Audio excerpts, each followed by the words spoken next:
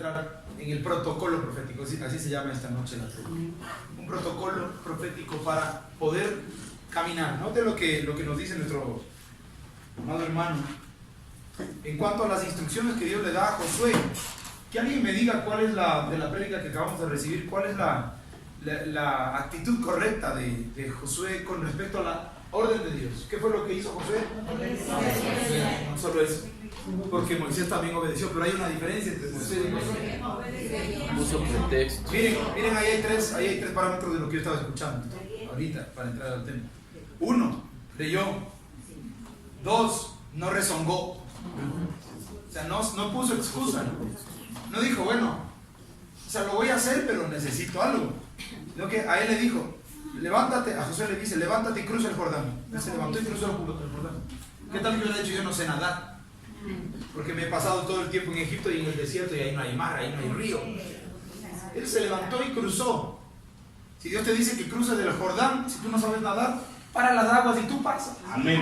Qué tremendo, eso es tremendo. O sea, si Dios te comisiona algo, yo lo rescato, si Dios te comisiona algo, quiere ver tu actitud en cuanto al ejecutar esa orden inmediatamente, porque Él se va a encargar de darte los medios y la facilidad para que lo hagas. Note que no estaba viendo la capacidad que tenía para cruzar el Jordán, estaba midiendo la capacidad de obedecer en el tiempo, en el espacio. Y la tercera característica que me llama a mí la atención, pero así súper tremenda, es que nadie está totalmente capacitado para hacer algo si no es enviado. Amén. Y el envío tiene características específicas. ¿Qué le mandaron a hacer a Moisés? Sacar al pueblo de Egipto. Qué buena la prédica, porque Moisés en realidad no hizo eso. ¿Qué hizo Moisés? Vamos a ver una de las objeciones de él. No puedo hablar, soy tardo de habla. Entonces eso es lo primero que él hizo. Él no sacó al pueblo, sino que lo que primero hizo es súpleme a mí para yo poder sacar al pueblo. O sea, Dios no quiere que tú veas si puedes o no puedes, sino que lo hagas. Luego se dedica a hacer un montón de cosas y finalmente no cumple. Excelente. Por eso es que nosotros necesitamos un protocolo. ¿Para qué es un protocolo? Un protocolo, alguien que me diga, algún jurista que me diga, ¿qué es un protocolo? Por ejemplo, para hacer una audiencia, ¿qué se necesita?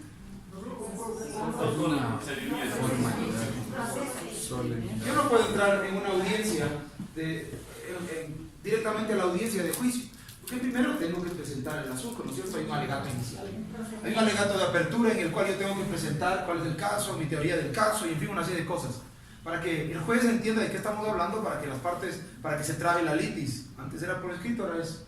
Este protocolo significa una serie de pasos que hay que hacer. Lo mismo es en la medicina. Hay un protocolo médico antes de intervenir quirúrgicamente. El médico no puede llegar y abrir el intestino a una persona. Tienen que hacerse ciertas cosas. A las hermanas que les gustan las lipos, por ejemplo, primero tienen que ver que no vayan a morirse en el quirófano porque están con alguna arritmia o alguna cosa así.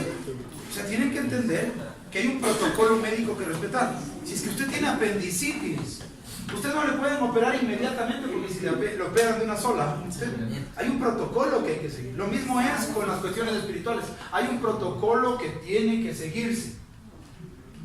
¿No es cierto? El protocolo es hacer lo que Dios dice en el protocolo espiritual. No más ni menos de lo que Dios dice.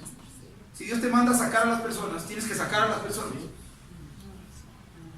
Haces mal haciendo más que sacar. Bueno, vamos a sacarles y de paso vamos a hacerles que hagan esto. No, Dios no te mandó a que, por eso es que le instruye a Josué y le dice, y no te desvíes ni a la derecha ni a la izquierda. O sea, no pongas más ni pongas menos. De todo lo que va más allá de lo que se te envía a hacer, no va a estar cubierto. Dios te va a mandar a hacer cosas tremendas. Amén. Pero en la medida que tú sepas respetar para lo que se te mande, va a ser totalmente efectivo. Amén. Totalmente efectivo. Entonces vamos a leer lo que dice la palabra de Dios en el libro de 1 de Corintios capítulo 14 y vamos a leer acerca de la efectividad de un ministro haciendo lo que Dios le manda hacer. Máxime que el asunto profético es un asunto sumamente delicado. 1 de Corintios capítulo 14. Un profeta tiene la capacidad de dibujarte un destino. Un profeta tiene la capacidad de borrarte un destino. Te borra destino o te dibuja un destino. El profeta que es profeta tiene la capacidad de hacer algo de añadir algo en tu vida que no había. Él puede dibujarte algo. Ejemplo, estaba Dios harto de Belsasar porque Belsasar había profanado los utensilios de la casa del Señor, y ahora que estás aquí te bendecimos, pastora, gracias por el arca, está bonita. Creo que la más grande está en Sion. Esa compraste en Belén, en Caná, Caná de Galilea. En Nazaret. Yo compré en Belén, la grande. No, en Nazaret. El templo compraste en Belén. Yo compré En Yo compré en Belén. En Nazaret. Caná, bueno, donde sea, vino de Israel. Eso. En Nazaret. Gloria a Dios. En Gracias. Caná de Galilea. Para ser efectivos en lo que tenemos que ser, tenemos que ser puntuales. Entonces Dios estaba harto de que Belsasar, el nieto de Nabucodonosor, ¿se acuerdan quién era Nabucodonosor? Sí, el rey de Babilonia. Díganme qué era Babilonia con respecto a todo el gobierno que actualmente rige a los hombres. ¿Qué representa Babilonia dentro de todo el gobierno? Ecuador, hoy, con el sistema de gobierno político, Venezuela con el sistema político y todos los países, ¿qué representa Babilonia en este marco de gobierno? Es exactamente eso. No se olviden que es un espíritu de gobierno, entregado, la visita nos dijo, a los hombres. Los hombres reciben el gobierno que antes estaba en un gobierno teocrático. ¿Quién lo pierde? Salomón, cuando introduce un ídolo. Y luego viene Nabucodonosor recibe y viene a ser la cabeza de las naciones gentiles, impías y paganas, que van a tener el gobierno hasta el día de hoy. Por eso es que a un cristiano le cuesta tanto problema estar en el gobierno. Un cristiano, para tener efectividad en el gobierno, va a necesitar lo que Dios establece para que sea firme. Ustedes se fueron donde un chamán. Los chamanes son brujos encargados de poner y sacar reyes. Por eso cuando una persona aquí en el Ecuador va a entrar a un puesto de gobierno, se hace soplar. Llama a los chamanes. ¿Y por qué llama a los chamanes? Porque no conocen a los profetas. Los profetas de esta casa se están preparando para poner y quitar reyes. Lo que estamos haciendo en este lugar es capacitarnos para poder tomar el lugar que nos han ganado los chamanes. Ellos están ahí y le llaman a los gobiernos para que establezcan gobernantes, les soplan. Ellos ponen y quitan. ¿Saben ustedes a quién se van para que haya un golpe de militar? ¿A dónde los chamanes? Esa es la ceremonia que no se ve. Así como cuando Dios le dijo a Samuel, Samuel, úngeme un rey, y luego le dijo, Samuel, quítame al rey Saúl, porque yo ya le he retirado el apoyo.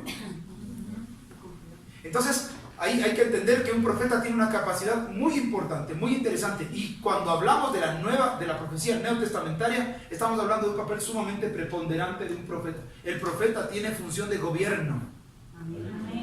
En el Nuevo Testamento, el profeta primero aparece como alguien que anuncia el reino. Arrepentidos porque el reino se acercó.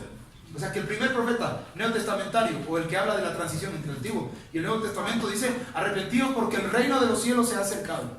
O sea que el tema central del primer profeta, del último profeta antiguo testamentario y del primer profeta neotestamentario es reino.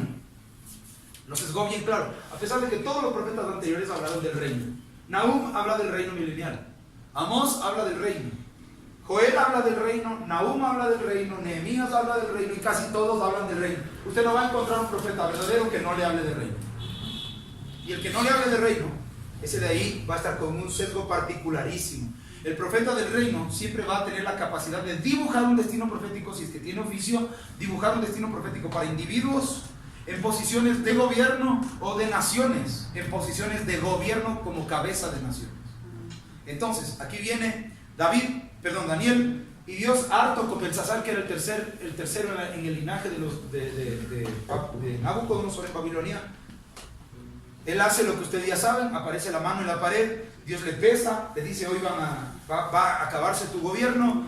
Le llama a Daniel, como ya les dije la vez pasada, le llama a Daniel para que Daniel dibuje otro destino. Le dice, te voy a hacer el tercero en el reino, revócame esa maldición. No era maldición, revócame eso que acaba de aparecer en la pared. Por eso usted muchas veces va donde una persona, donde un profeta, y el profeta tiene la capacidad Lo que pasa es que Belsasar no estaba arrepentido. Belsasar lo que estaba era remordido que le iban a quitar el reino. Y entonces lo que en realidad hizo fue ofrecer un soborno al profeta. Nunca busques un profeta para que te saque del problema, sobornándole. Busca al profeta después de haberte puesto a cuentas con Dios. Porque el profeta sí tiene la autoridad de revocar lo que se ha dicho. Pero no lo va a hacer si es que Dios no le dice que haga. Por eso es que el profeta tiene que entender que hay un protocolo, tanto para profetizar, como hay una persona que tiene una palabra que tiene que recibirla y tiene que saber qué hacer con esa palabra. Ese es un protocolo profético. La gente tiene que saber cómo reaccionar cuando Dios habla para una nación. Es horrible ver que un montón de cristianos estén orando en contra de alguien sin saber cuál es el protocolo profético de Dios para esa nación. El protocolo profético de Dios para la nación es sumamente importante. Conocerlo, reconocerlo y aplicarlo. Le ofrece y le dice: te haré el tercero en el reino. Si es que tú interpretas. ¿Sabe lo que le estaba pidiendo acerca de la interpretación? Porque una cosa es que usted, ahí en inglés es más fácil, the translation, que usted le traduzca, esa es la palabra, ¿no es cierto? Que usted le traduzca el idioma, pero otra cosa es que usted le interprete lo que está queriendo decir. Exacto, y un profeta tiene que tener cuidado en la manera como interpreta la profecía. Por eso no te metas con alguien que te interprete un sueño o una visión que no tenga espíritu de profecía activo y sujeto a Dios. Si te encuentras por ahí un asalariado profeta al que le da un grueso billete y ese anda dando a la gente lo que quiere, ese tiene el error de Balaam. El error de Balaam es que contrata a profetas para que maldiga naciones. ¿Se acuerdan que contrataron a un profeta para que maldiga a la nación israelita para que ésta no pueda conquistar la tierra? Tú tienes que tener cuidado con esas personas sobornables en el espíritu. Búscate un íntegro de corazón para que cuando te vaya a hablar al respecto de cosas que Dios está hablando, te hable en unción. Y yo creo que ese es el motivo por el cual Dios pone una congregación. Porque probablemente yo fuera de la congregación, o cualquiera de los que están aquí fuera de la congregación, desenfocados, podemos interpretar como queremos o de acuerdo con el sesgo. Pero en la congregación es en donde se va a manifestar en plenitud el don de la profecía. Amén. Ahí podemos fluir quienes tenemos dones, quienes tenemos ministerios o quienes tenemos operaciones. Entonces, dentro del protocolo profético, Daniel entendió que no tenía que revocar la profecía. A mí Dios algunas veces me ha dicho: no vivifiques tú lo que yo estoy juzgando. Que hay gente que me trae para que ore, para que la persona se sane. Y el rato que yo voy a poner la mano, el Señor me dice: tú no vivifiques lo que yo ya juzgué. Puedo, yo puedo, pero Dios me está diciendo: no lo hagas.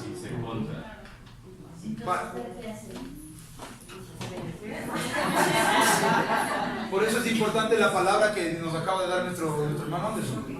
No te desvíes ni a la derecha ni a la izquierda, sino lo que yo te diga. Y si Dios me acaba de decir que yo no revoque lo que Él ya ha determinado. Ayer veíamos en la iglesia, en 1 Juan capítulo 5, dice: hay pecado de muerte, por el cual yo digo que no se pida. El pecado de muerte es la incredulidad. ¿Sabe? Yo no puedo pedir por una persona que no quiere creer en Cristo. Yo no le puedo pedir al Señor: Señor, sálvale. La palabra me dice que yo le predique. No puedo pedir, pero le puedo predicar. Usted me dice: por favor, venga, que ore para que sea salvo. La salvación es un asunto personal, un asunto de decisión. El corazón se abre y la persona decide. Yo puedo orar para que la persona crea cuando yo predique, pero yo no puedo orar por la salvación de esa persona. Ojo, que uno no ora por la salvación, sino por el corazón abierto. Entonces, cuando el Señor le da una palabra profética, aunque la persona esté muy linda, aunque la persona esté muy maravillosa, hay cosas, dice la Biblia, por las cuales os digo que no pidáis. Cuando una persona está cerrada con el corazón con respecto a Dios, lo que hay que hacer es orar para que esa persona se abra. Y ahí es cuando Dios utiliza muchas cuestiones. Entre ellas, no que Dios las mande, pero las utiliza. Está, por ejemplo, las enfermedades, las aflicciones, las quiebras financieras, las pérdidas de empleo, un montón de cosas que Dios utiliza, que vinieron del diablo, pero que Dios las utiliza para volver al hombre a Él. Y hay gente que ni aún con eso, ustedes van a ver que en la gran tribulación, ni aún con llagas en el cuerpo, la gente se convierte. ¿Y por qué me van a decir eso sucede? Porque hay gente que tiene tan exacerbada la razón que ya está cauterizada la conciencia. La conciencia está cauterizada y ya no pueden volver al camino. No pueden volverse al camino. Eso es no saber escuchar la voz de Dios. Hay hombres que se endurecieron. Por eso dice la palabra que hay gente que en este siglo no va a gustar la muerte. Noten lo que sucedió. Esto dice que es una fábula, pero yo sí hasta cierto punto la creo, un 25% la creo. No sé cuántos hemos escuchado acerca de una historia del judío errante. Date la mano quienes han escuchado sobre la historia del judío errante. ¿Han escuchado la expresión? ¿Cuántos han escuchado la expresión judío errante? Ahora, la expresión judío errante viene de una historia de un judío errante. Resulta que cuando el Señor Jesucristo iba por la vía dolorosa, que nosotros conocemos, que la vimos recientemente, en uno de estos, ¿se acuerdan que esta vía dolorosa tenía pared acá y pared acá? Y el fenómeno es que en un lado están los israelitas y en el otro lado están los árabes. Del lado árabe y del lado israelita es bonito. Y hay partes en las cuales uno ve esa diferencia, ese matiz. Pero dice que el Señor iba cargando, no estaba con el pedrado que tiene hoy. El Señor Jesucristo iba caminando y así mismo estaba lleno de lugares de comercio, igual que hoy, estaba lleno de comercio. Y en un momento el Señor Jesucristo, no se olviden que el pueblo judío odiaba, esos religiosos de esa época odiaban al Señor Jesucristo. ¿Por qué? Porque estaban exacerbados por los fariseos de aquella época. Entonces Jesús, cargando la cruz, dice la historia que cayó. Y cuando cae, un zapatero que estaba ahí le dice: ¿qué haces aquí, Jesús Nazareno? Levántate, apúrate, no te pares delante de mí. Y se burla de él, le dice: muévete, muévete, muévete. Y el Señor Jesucristo dice que en ese momento, esa es una historia, no está en el Evangelio, pero es una historia, dice que le señala y le dice: te vas a morir hasta que yo regrese.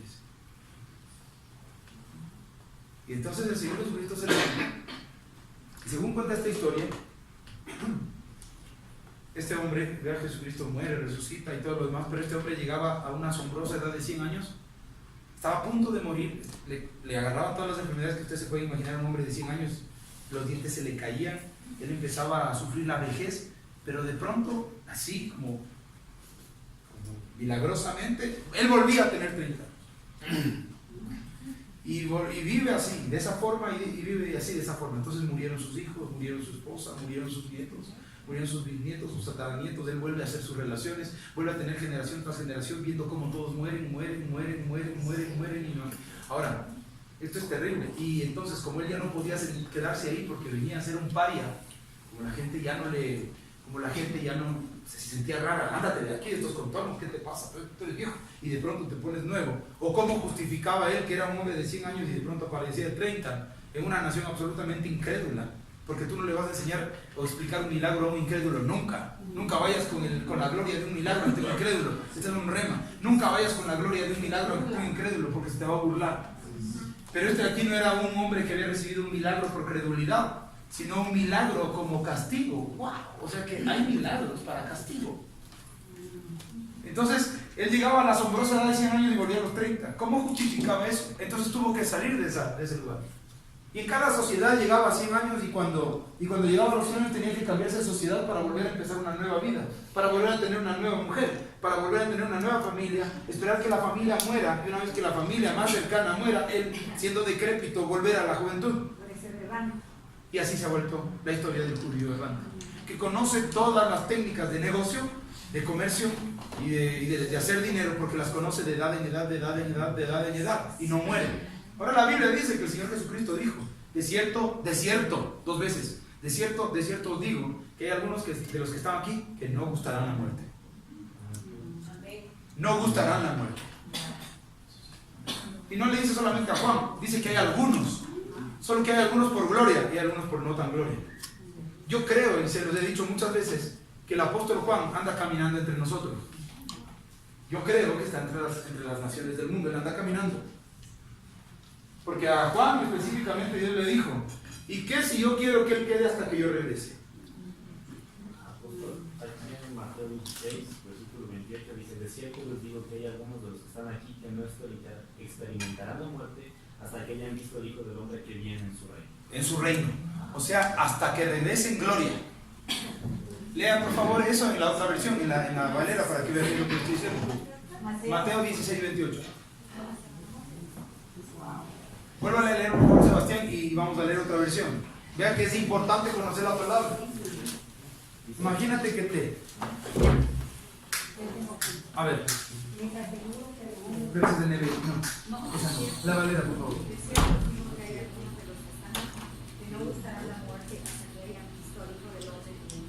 El Señor promete, de cierto os digo, escuchen esto, qué tremendo. Dice, de cierto os digo que hay algunos que no se van a morir hasta que yo regrese en gloria. Pregunta, ¿Jesús regresó en gloria? No. Hay gente que está viva desde que Cristo estaba en la tierra. Esa es la historia de este judío errante que llegaba a una asombrosa edad de tanto y luego rejuvenecía, no moría, sino que rejuvenecía. Y no es que volvía a tener 30, sino que está sumando 100 más 100 más 100 más 100 más 100 más 100 más 100. ¿Sí lo entienden? Es tremendo, no se reencarnaba, no moría. De cierto os digo, dice la palabra. De cierto os digo. Y lean nuevamente la versión, miren esa versión es muy clarificadora, porque ahí habla de un término de reino. Por favor. De cierto, les digo, que hay algunos de los que están aquí que no experimentarán la muerte hasta que hayan visto al Hijo del Hombre que viene en su reino. Y no está diciendo, de cierto les digo, que van a recibir un premio de no morirse hasta que yo llegue. La dispensación de la muerte, algunas personas dicen, pero ¿por qué el hombre tiene que morir? Mi papá soñaba muy frecuentemente, a mí me dijo, yo soñé, hijo, una vez, que tú te hacías un hombre mayor, llegaba un rato en el que tú eras mayor que yo, y morías, y venía tu hijo, y moría, y venía tu nieto, o sea, mi bisnieto, y moría, y los tataranietos morían, y yo no moría, y todas mis amistades desaparecían. ¿Cómo tú vuelves a hacer relaciones si es que ya no tienes niñez? Porque este hombre volvía a 30 años, o sea, la etapa de madurez. Porque tú te relacionas, tu vida social se desarrolla desde pequeño y vas desarrollando lazos, y de esos lazos se van haciendo raíces y más lazos y lazos y lazos y lazos. Antes, cuando tú eres niño, ahí se va desarrollando tu sociedad, tu manera de relacionarte. Pero si vuelves a los 30 ya no tienes relacionamiento. Vuelves a la generación de los 30. No le digo que volvía, porque hubiera sido bueno que vuelva al 0, sino que volvía a los 30, y en los 30 ya era un hombre adulto. Ya no era amigo de nadie. Ya no tenía relaciones. La mayoría de las personas establecen sus relaciones más fuertes antes de los 30 años. Y eso es una cosa terrible. La dispensación de la muerte es una dispensación misericordiosa para el hombre que ha pecado. Vivir eternamente con pecado equivale a lo mismo, para que ustedes entiendan, como tener SIDA y en la fase terminal y no morirse. Hay una droga que se llama cocodrilo, no sé si ustedes han visto esa droga, que dice que la gente se droga y que se les empieza a comer la carne y llegan al hueso, y están tan abstraídos de eso que lo siguen haciendo y lo siguen haciendo, y aunque su razón ve que les está matando, lo siguen haciendo. Así es el pecado. El pecado es así. El pecado empieza a corroer, y aunque la persona está consciente de eso, no lo deja de practicar. El pecado de muerte me refiero. El pecado de muerte, que es la negativa del Señor Jesucristo. Porque el hombre sabe que está mal, porque el hombre que sabe que necesita algo. Entonces, ¿qué es lo que yo les quiero decir? Cuando Dios nos establece procedimientos dentro de la iglesia, nos establece para que nosotros tengamos vida y vida en abundancia. Noten que cuando el Señor permite que el hombre muera, le dice, te vas a morir en tu generación. O sea, me muero yo y se mueren todos los de mi generación. Es una bendición que Dios le permite al hombre, habiendo pecado, que muera. Por eso es que el apóstol Pablo llega a decir, para mí el morir es ganancia. ¿Se dan cuenta cómo la muerte en la vida de un cristiano es totalmente... Ahora imagínense que venga el Señor Jesucristo por alguna afrenta que tú le has hecho y te diga, no te vas a morir. Diferentes a Juan. Diferentes a Juan, porque... Vuelva a leer, por favor. Miren lo que dice. De cierto les digo que hay algunos de los que están aquí que no experimentarán la muerte hasta que hayan visto al Hijo del Hombre que viene en su reino. ¿Solo se lo dijo Juan? No. Estaban reunidos, y qué tal que el Señor nos diga, les voy a decir para que no se asusten. Algunos de los que están aquí no se van a morir. O sea que cuando vean que el resto empieza a morir, si ustedes no se mueran, no se escandalicen. Ustedes van a poder hacer el club de los inmortales. Y hay una película, ¿se acuerdan? Con Sean Connery, que hablaba de los inmortales, que no les mataban y que no se podían morir. Entonces, el extraño caso de Timothy Ward, lo que sea, ¿Qué? de Benjamin. Benjamin. Pero este decía más chiquito. Bueno, Hasta. algo similar. Para él nacer es morir, que llegaba a ser. Pero era raro, sino que Bueno, pero lo que yo le estoy diciendo, no es ficción. Ojo, que lo que yo les estoy diciendo no es fábula. Estamos leyendo una porción bíblica. Y la porción bíblica nos está diciendo que hay algunos que no van a morir. Entonces, en el caso de Juan, que no muere para poder dar un soporte apostólico real. Un día una señora entró a la iglesia en la que yo ministraba, ¿tú te acuerdas? Era una señora, al finalizar el culto yo llegaba a los 4 servicios de la mañana cuando se multiplicó esa iglesia, y yo estaba ahí, limpiaba, ordenaba las sillas, barría, me acuerdo que tú también lavabas los baños junto conmigo, a veces tú, a veces yo, el hermano José Marcayata, no te acuerdas. Hacíamos la obra, yo me quedaba a todos los cultos. Yo anhelaba en mi corazón, me gustaba cuando venía el pastor de esa congregación, porque era profeta, usted lo conoce, estoy refiriendo al brasileño. Él dice, un profeta de Dios, aunque no creía en profetas, pero cuando daba una palabra profética, se cumplía, y era un hombre de fuego, un hombre tremendo, de espíritu. Y él dejó de ir a la congregación nuestra y finalmente dejó de ir, y no fue más. Entonces nos empezamos así, yo tenía el anhelo. Y al finalizar un culto entra una señora de mediana edad, al finalizar así, y dice, así, como que quería hablar conmigo. El pastor le dice, sí, ¿con qué? No, yo tengo que hablar con el hermano. Pero ella venía, estaba con una falda hasta por acá, me acuerdo, y andaba con una Biblia en la mano. Y me dijo, venga, que quiero decir una palabra. Y no tengo autorización de decir la palabra porque me dijo que no la diga. Pero me dijo, siéntese aquí conmigo. Y yo me senté. Y yo feliz porque terminaba, entonces dije, viene a congregarse aquí, le voy a dar la bienvenida y le voy a dar los horarios de los cultos. Y nos sentamos. Y entonces me empezó a decir así, pero nadie tenga un poco tu culto, sino te sigues lo y lo que te voy a decir te va a describir hasta el último día de tu ministerio aquí en la tierra. Yo ya, yo ya dije, wow. Y me empezó a hablar. Y me empezó a hablar y me soltó unas cosas que me sirvieron y me siguen sirviendo hasta el día de hoy y me instruyó. Me dijo muchas cosas. Me habló de muchas personas. Me dijo muchísimas cosas. ¿Por qué? Porque a pesar de que yo tenía deficiencia profética, Dios iba a suplir mi deficiencia mandando a alguien para que dé una palabra de instrucción. Y sin palabra profética el pueblo se desenfrena. Yo tuve un año y también tuve una palabra profética que me fue dada. Y en ese momento, y me dijo, y no lo digas, y en un momento tú me vas a volver a ver. Y me vas a reconocer. Y no. Pero lo que me dijo fue esto, y por eso traigo el tema de oración. Pero lo que me dijo es, porque aunque los años pasen por ti, tú me reconocerás porque yo estaré igual. Y no entendí en ese momento.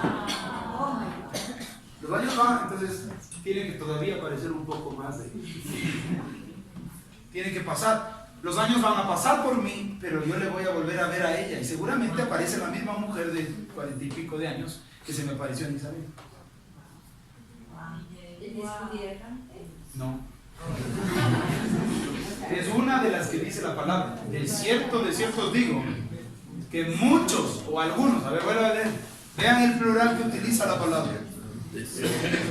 Ustedes quieren escuchar de sobrenaturalidades, ahí hay una. De cierto les digo que hay algunos de los que están aquí que no experimentarán la muerte. Algunos. Hay algunos. Algunos. Miren lo que dice el Señor. Hay algunos de los que están aquí, entonces estaban reunidos. ¿Cuál es el contexto de esta palabra que estaba dando? Estaba sentado, estaba enseñando y de pronto se para como que el Señor, qué tremendo, que suelte un milagrazo de eso. Nadie, algunos de los que están aquí no se van a morir. ¿Qué les parece? La oración viviente dice, les digo la verdad, algunos de los que están aquí ahora no morirán antes de ver el Hijo del Hombre llegar en su reino. En su reino. Miren hasta cuándo va. Entonces a mí me dijo alguien eso y me dijo con tal certeza y todo lo demás que yo me quedé así. El rostro era ecuatoriano. El rostro era ecuatoriano.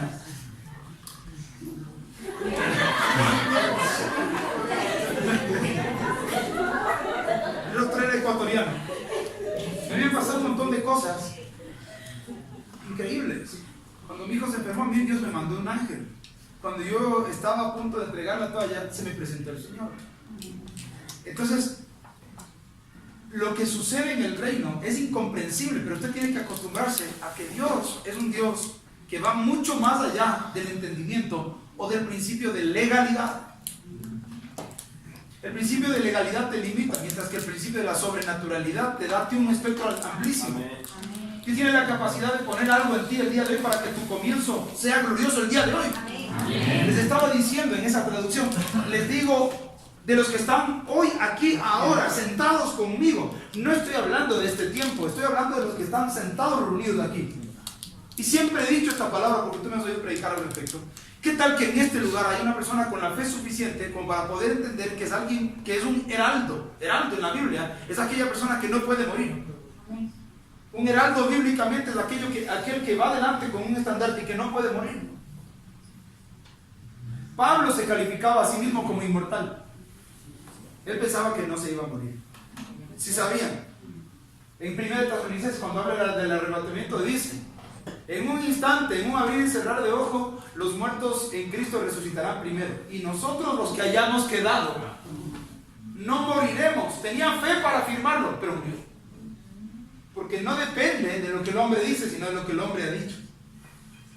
Una señora se levantó un día, ¿tú te acuerdas? Y el Señor me confirmó, porque primero me lo dijo a mí. Yo lo dije en el secreto y luego ella lo confirmó. Se levantó en un día de adoración y me dijo así directamente, me dijo: así dice el Señor, tú vas a vivir 120 años. Y era el mismo número que Dios me dio a mí.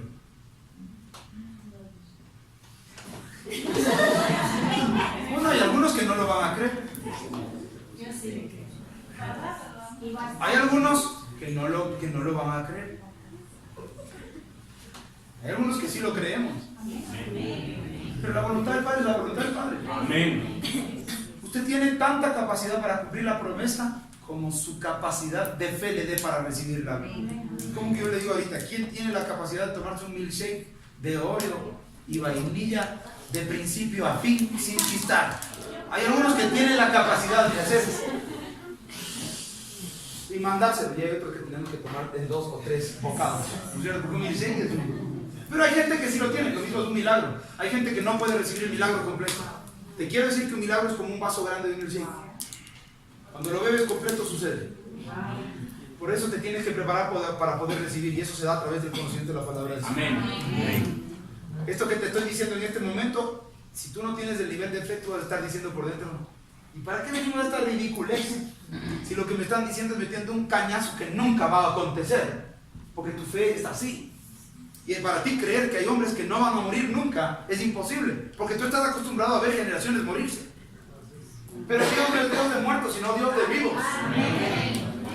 También dice el apóstol Pablo: nosotros que no moriremos, no sé si recuerdan esa parte, dice: nosotros somos, porque nosotros deseamos ser revestidos de la ciudad celestial sin morir. Yo veo fe en su espíritu. Yo veo fe en su espíritu para prolongar una vida que es la suya misma, de una manera tremenda. La misma palabra, si usted tiene fe para recibirlo en el nombre de Jesús. Amén. Y no le digo lo que estoy sintiendo en el espíritu, por causa de la debilidad de la fe de muchos de los que están aquí.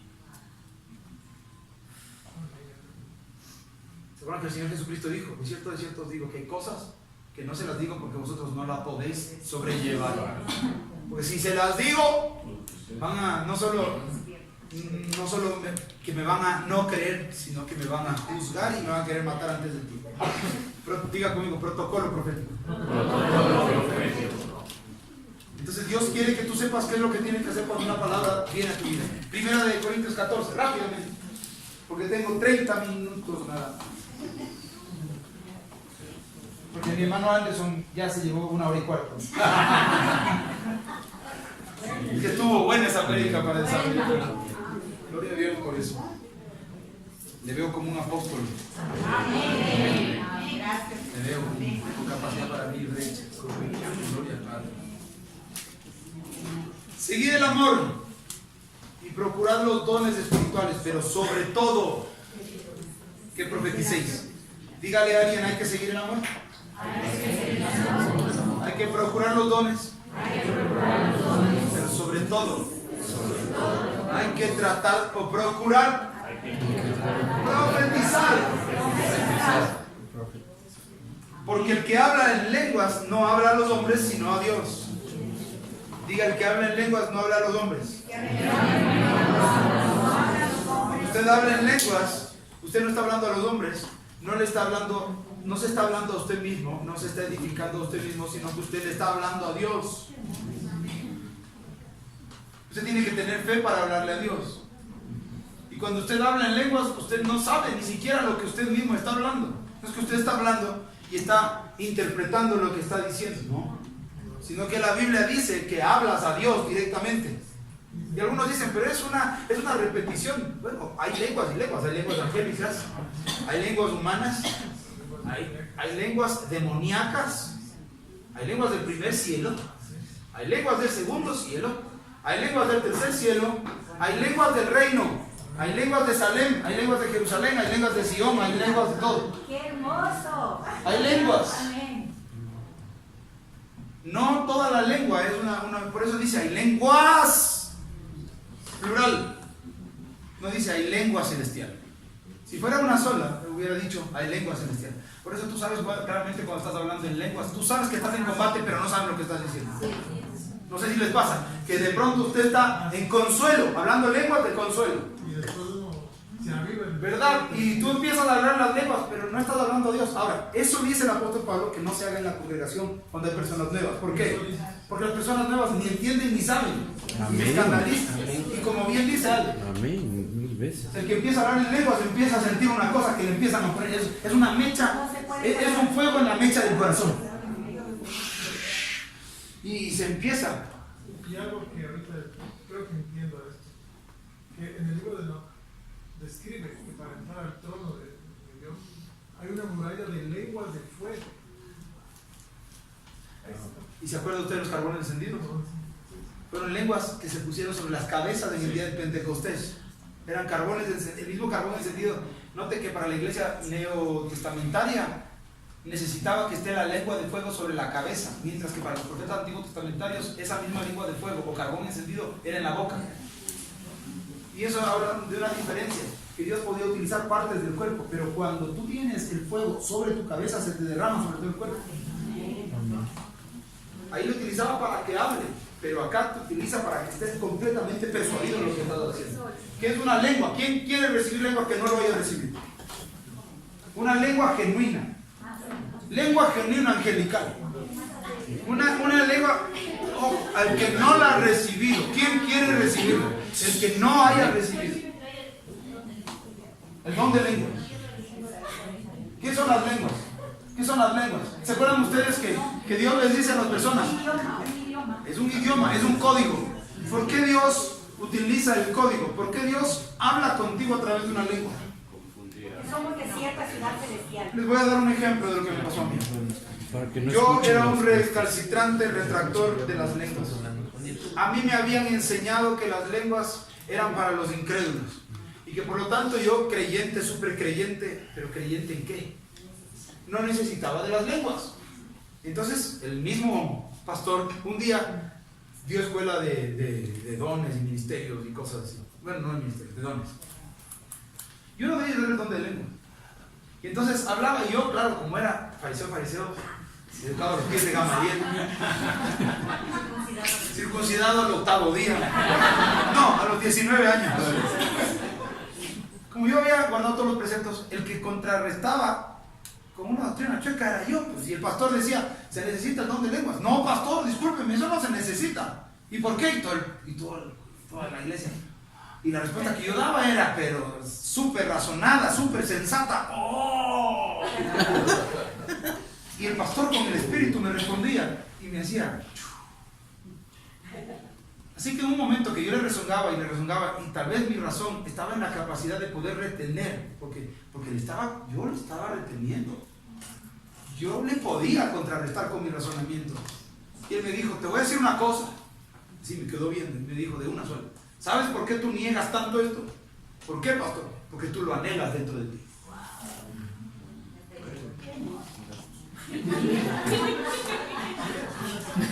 Me quedo. Wow, si yo lo quiero, ¿verdad? porque yo lo razono todo. Pero el poder del Espíritu, yo he visto cosas, pero yo no lo... Yo lo quiero. ¿Es cierto o no es cierto? Toda la congregación. ¡Wow! ¿Es o no es cierto? Cierto, pastor. Ahí ese rato. Mi mentor.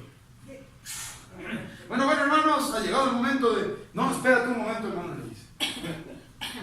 Y tanto lo anhelas que a mí el Espíritu me dice que esta noche tú recibes el Espíritu. Amén. Que esta noche tú recibes el don de lenguas. ¿Lo quieres? Sí, lo quiero, pastor. Ya, cambié. O sea, porque era el Espíritu.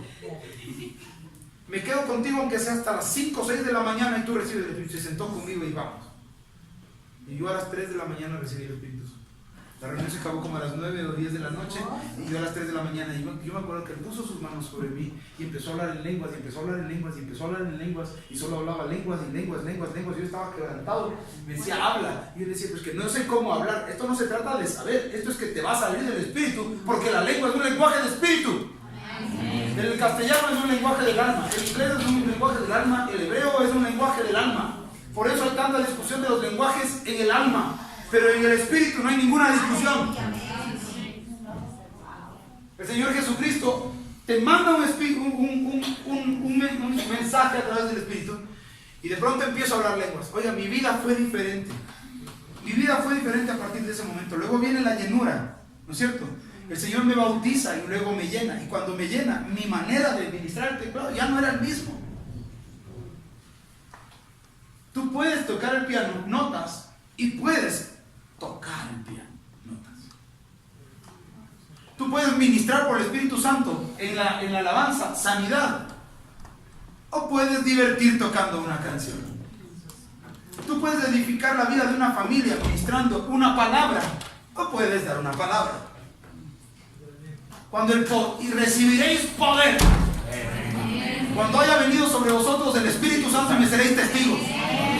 Entonces yo estoy diciendo, ¿quién anhela esta sobrenaturalidad del reino? La sobrenaturalidad que te va a hacer ver cosas que ojo no vio, oído no oyó. Y cuando tú subas a un púlpito vas a empezar a predicar con una cosa que tú no sabes. Hay gente que dice, yo no puedo predicar como el hombre. Lo único que tienes que hacer es anhelar el Espíritu. Porque es el Espíritu el que te hace hablar las cosas. Es el Espíritu el que convence. Si tú predicas sin Espíritu y lo que estás queriendo es convencer a alguien, lo que estás haciendo es una sugestión. Y luego viene otra doctrina de otro hombre y le sugestiona. Y luego viene otro y le sugestiona. Y luego están sugestionados y no saben a quién mismo seguir. Pero el Espíritu da testimonio, dice la palabra, de los que son hijos. Y si tú eres hijo, eres heredero. Y como eres heredero, vas a recibir lo que el Espíritu de Dios quiere que recibas. Con la certeza de lo que estás hablando. Y aunque no entiendes lo que dices, te comunicas con Dios. Alguien me dice, ¿usted por qué tiene tanta certeza? Porque a mí el Espíritu me lo ha dicho. Dice, pues si alguien tiene la capacidad de hablar lenguas, hablará solamente Dios.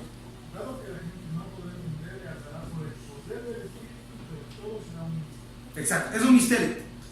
Es lo que me pasó a mí, un día. Mi esposa y yo peleamos la noche. No. Discutimos. Y esa noche yo de la indignación me fui y yo ya había recibido el Espíritu. Porque hasta los que han recibido el Espíritu ya las lenguas discuten con las esposas. Padre de la gloria.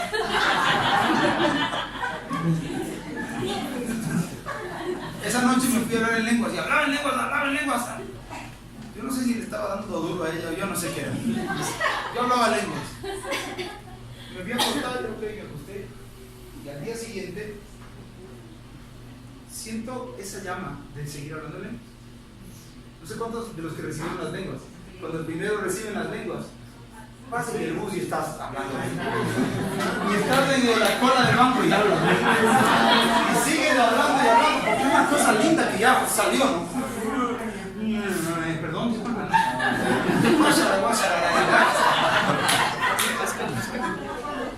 Y empieza y me despierto ese día y empiezo. Me iba al Banco Internacional. Y por alguna cosa de esas, mientras estaba hablando esto de las lenguas, sentí un impulso de quedarme. Me quedé, vi alguna cosa Yo pensé que era porque estaba enojado con ella, que no hacía las cosas rápido. Pero fue un impulso de quedar. Pero hablando lejos, me quedé. Y cuando ya se me quitó el impulso de quedarme, salí. Voy al Banco Internacional y cuando llego al Banco Internacional, 3 o 4 patrullas afuera, una ambulancia metida. Resulta que se había metido un tipo a asaltar. Había disparado y le había herido a alguien. Que había estado en la cola para cobrar el cheque. Yo tenía un cheque para cobrar en el Banco Internacional. ¿Qué hace las lenguas? Las lenguas dice que habla, es una conversación entre Dios y la persona. Y cuando Dios habla, ahora imagínese que Dios le diga a usted, no salga del día de mañana, porque a las 10 de la mañana va a haber un tiroteo en el Banco Internacional y van a dispararle a alguien. Y si tú estás ahí, vas a ser tú. Entonces escandaliza, pues no se asusta. Y luego va a decir, yo ya no quiero saber nada de esto, sino que... Por eso es que ese Zoom, misterio, es para la edificación. Ustedes no saben cuántas veces han sido ustedes librados por hablar lenguas. Son medios de libramiento.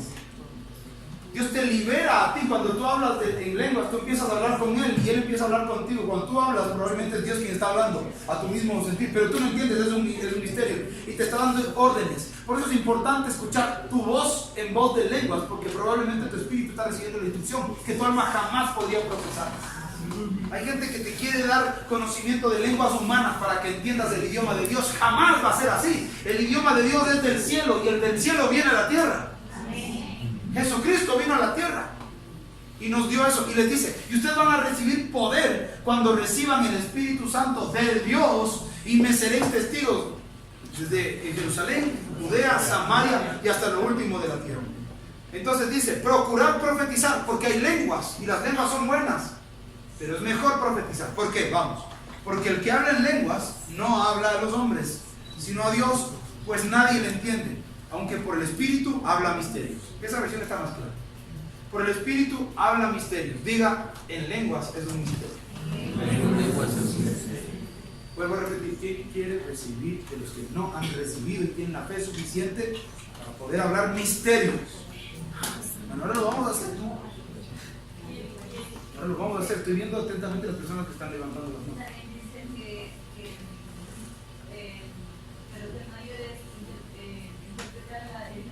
Ahora vamos. Aquí en el capítulo 14 está explicado todo lo que nos está diciendo. Vamos. Entonces, primero, para poder recibir el don de lenguas, usted va a tener que hacer algo. Entender que la verdadera lengua es la lengua del reino. No hay otras. No hay otras. Todo lo que tiene traducción literal es cuestión de la razón. O sea, tu mente lo puede procesar. Algunos me van a entender lo que yo voy a decir en ruso en este momento. Es pasiva. ¿Por qué lo sabe? Porque tuvo alguien que le enseñó. Y no nos diga quién es, porque mi espíritu lo acaba de discernir.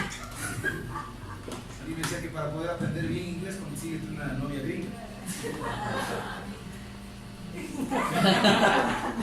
Está. Sí, eso no es correcto. Está. Da. ¿Qué significa da? Sí. Miente. Ahora pregúntale por qué yo sé.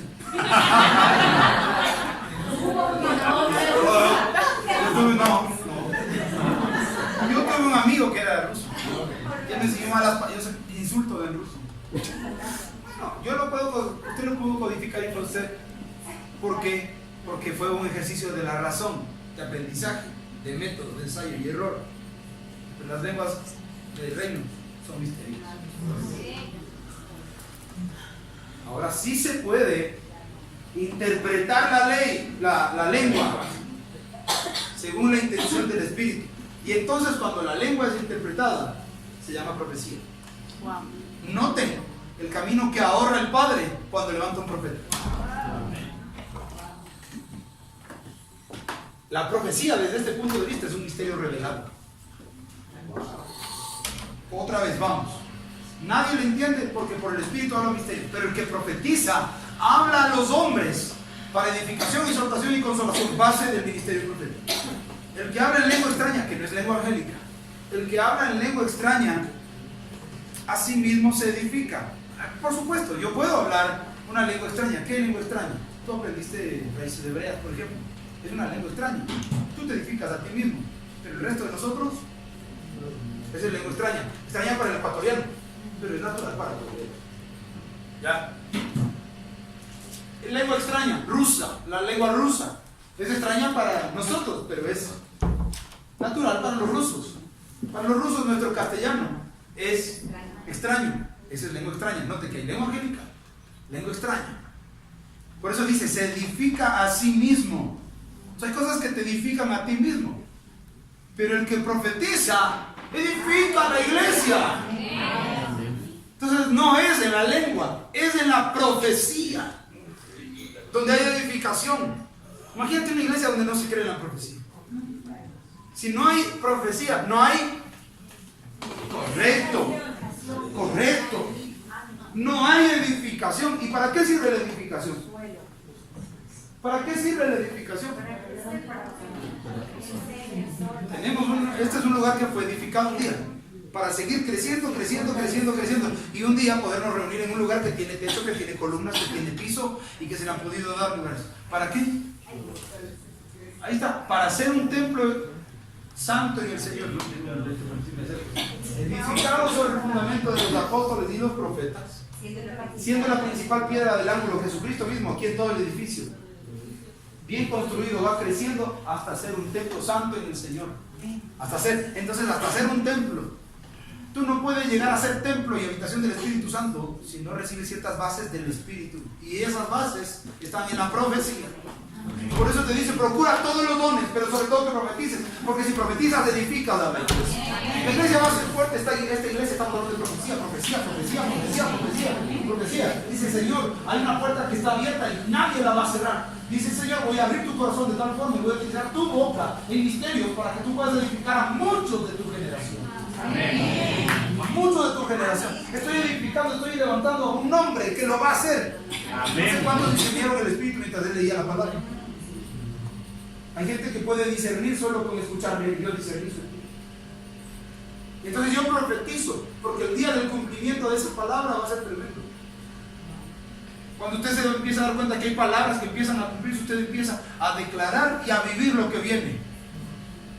El Señor multiplica sus años de felicidad. Amén. En el nombre de Jesús. Pero es una vida llena de alegría y es larga. Y es larga la vida de ustedes dos juntos.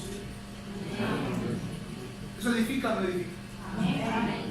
Totalmente. ¿Pero por qué? Porque nosotros sabemos entonces que ahí hay una columna que se puede utilizar más adelante para hacer algo. Aquí hay una columna que podemos utilizar para hacer algo. Hay una columna que se puede hacer para poder edificar un edificio. Ahí hay una columna, ahí hay algo que Dios está construyendo y eso está solo con profecía. Cuando un hombre recibe la profecía, por eso es que el apóstol Pablo decía, no te metas en genealogías y en discusiones que no te sirven para nada, mejor anda a donde hay edificación.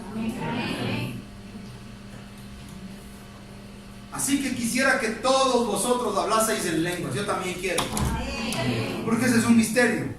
Pero más que profetizaseis, porque mayor, ahí está mi hermana Esperanza, porque mayor es el que profetiza que el que habla en lenguas. Por eso Juan el Bautista era mayor que todos, porque él profetizaba.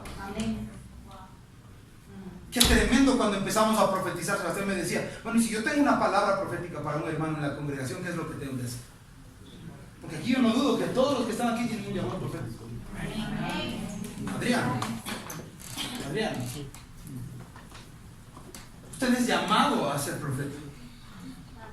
Ese es su llamada. Y en ese llamado que usted tiene a ser profeta es donde está siendo probado. Porque el profeta habla por fe, no por vista. Yo no hablo, ahora tengo un poco más de feeling de lo que veo en el espíritu, pero al principio sentí el impulso y le decía, ¡pah! Lo veía. Luego soñé y me empecé a hacer un perito en la profecía hasta que vino un hombre que era el profeta y me puso el manto. Y ahí me confirmó el llamado. El momento en que me confirmó, yo empecé a fluir con claridad. Ese es el llamado que usted tiene. Hablar las cosas que no son como si fueran. Empezar a declarar vida en la gente que está muriendo. declarando que se rompen. ¿Se acuerdan que el profeta puede dar destino? ¿Se acuerdan que el profeta puede dar destino? ¿Se acuerdan que el profeta puede borrar destino?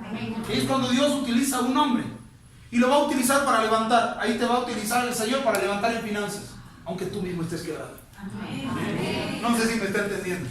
Te va a empezar a utilizar para levantar a gente en salud, aunque tú estés viviendo una cosa. O el apóstol Pablo no decía, este aguijón que tengo en la carne. Yo tenía que levantar a las personas. Yo creo que el aguijón en la carne era otra cosa, pero también puede ser la oftalmía crónica que él tenía.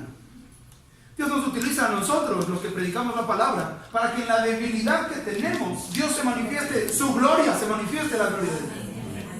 Porque si yo vengo con recursos y digo, yo te profetizo a ti riqueza porque soy rico, así no es la cosa. Yo te profetizo riqueza no porque soy rico, sino porque Dios me está diciendo que lo vas a hacer. Yo declaro que esta es una generación que va a ver la gloria, así tocar la gloria del Señor. Yo declaro que esta es una generación que va a tocar la gloria, que va a tener experiencia con el Espíritu, que va a tocar esa doxa maravillosa, que va a tocar ese cabot de gloria. Eso es lo que el Señor nos manda a hacer, edificar la iglesia para que sea un templo santo. Un templo santo que empieza a declarar, que empieza a ver.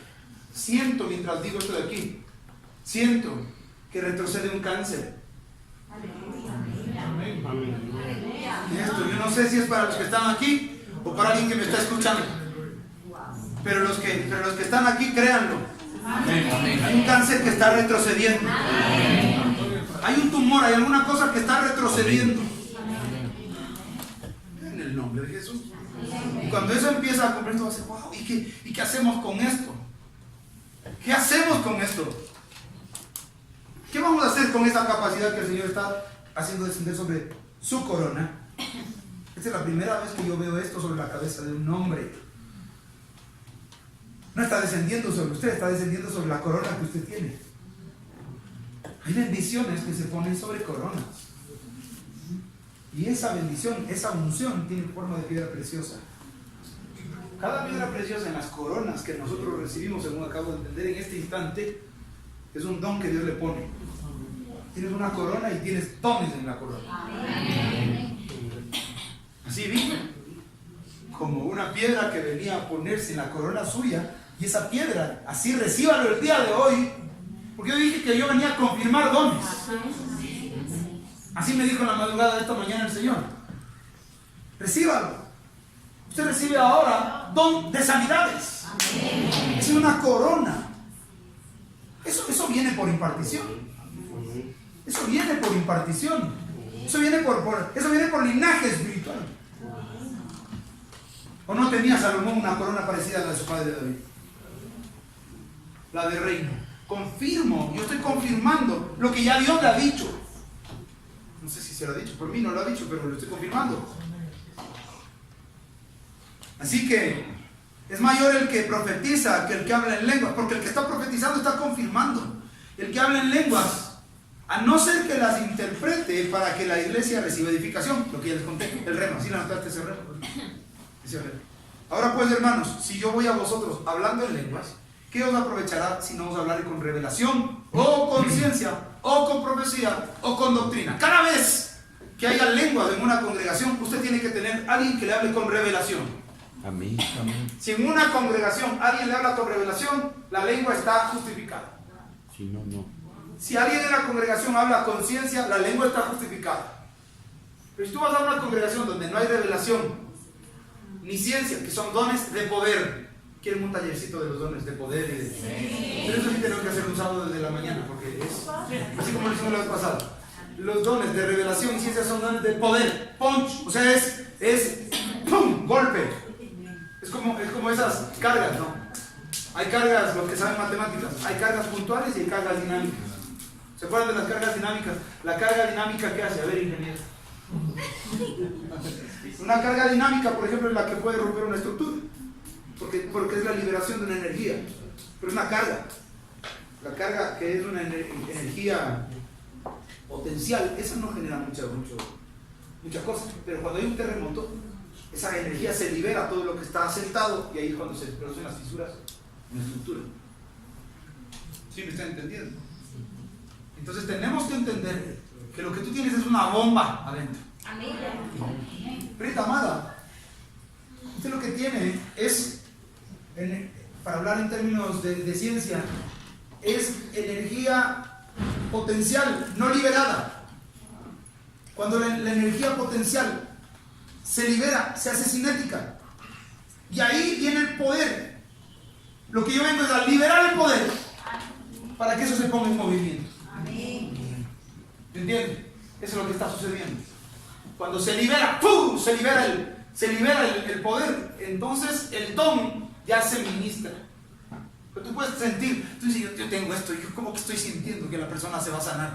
Entonces es el momento en el que tienes que aplicar, se tiene que mover, se tiene que hacer. Ciertamente las cosas inanimadas que producen sonido como la flauta o la cítara, si no tienen distinción de voces, ¿cómo se sabrá lo que se toca con la flauta o con la cítara? Y si la trompeta diere sonido incierto, ¿quién se preparará para la batalla? Así también vosotros, si por la lengua no diereis palabra bien comprensible, si vosotros por la palabra no diereis palabra bien comprensible, ¿cómo se entenderá lo que decís? Porque hablaréis en el aire. A ver, ¿quién me puede interpretar esto? Bueno, tú ya lo sabes, porque es lo único que yo sé en italiano. Chiesa del popolo di Dio del terzo giorno. Chiesa del popolo di Dio del terzo giorno. Chiesa del popolo di Dio del terzo giorno. Tutti perfecto. Tutti quanti, che significa? No, Chiesa del popolo di Dio del terzo giorno. ¿Quién sabe eso? No. Chiesa del popolo di Dio del terzo giorno. A ver, ¿vieron que un lenguaje no descifrado para nada suena lindo, ¿no? Porque a los ecuatorianos nos gusta todo lenguaje que no sea el castellano. Les hablan de cualquier suena lindo, pero no entiende, ni lo capisce. Chiesa del popolo di Dio del terzo giorno, la iglesia del pueblo de Dios del tercer día. Si no tiene interpretación, ¿de qué te sirve? No te sirve de nada. Por eso dice, así también vosotros, si por la lengua no diereis palabra bien comprensible, ¿cómo se entenderá lo que decís? Porque hablaréis en el aire. Tantas clases de idiomas hay seguramente en el mundo, ninguno de ellos carece de significado. Pero si yo ignoro el valor de las palabras, seré como extranjero para el que habla, y el que habla será como extranjero para mí. Así también vosotros, pues que anheláis dones espirituales. ¿Quiénes anhelan dones espirituales? ¿Qué dones espirituales anhelan ustedes? Esa es la respuesta. A ver, qué bueno que hablemos baja porque no todo lo oyeron. Le pregunté, ¿qué don anhelas? ¿Todos? Yo los quiero todos. No dice el apóstol, empezando en el 14, procurad todos los dones. Pero sobre todos esos, que profeticéis. Tremendo. Que profeticéis. Esperemos que. No, en serio. Para poder ministrar, tiene que estar la copa llena. Y voy ministrando la palabra, que la copa va llenándose, y una vez que la copa está llena, ¡furo! Ayer pasó una cosa, tú viste cómo estaba el Gabo, un muchacho que estaba recibiendo ayer y estaba, pero que derramaba, y esta se para, y no sé qué momento vino y se colgó. Cuando la unción está fluyendo, tú tienes que recibir. Y no quiero darte con vaso a medio. Esa es la palabra. No quiero darte la unción con redoma, quiero darte la unción con cuerno de aceite. Amén. A Saúl lo ungieron con redoma, o sea, ¿Se acuerdan que la redoma era el lugar donde los reyes eran sacrosantas y reales las lágrimas? Entonces un rey lloró, ¡ay! Recogían las lágrimas. Con eso le mandaron a ungir a Saúl. Tomaron una redoma y le pusieron un poquito de aceite y luego le pusieron, y eso no le duró ni 3 años. Pero cuando viene el profeta y con el cuerno bien lleno te derrama toda esa unción, Padre de la gloria. 1000 generaciones después de ti van a seguir con la unción. Eso fue lo que le pasó a David. David recibió la unción del cuerno, gobierno. Por eso es que en Apocalipsis dice: yo vi una bestia con cuernos.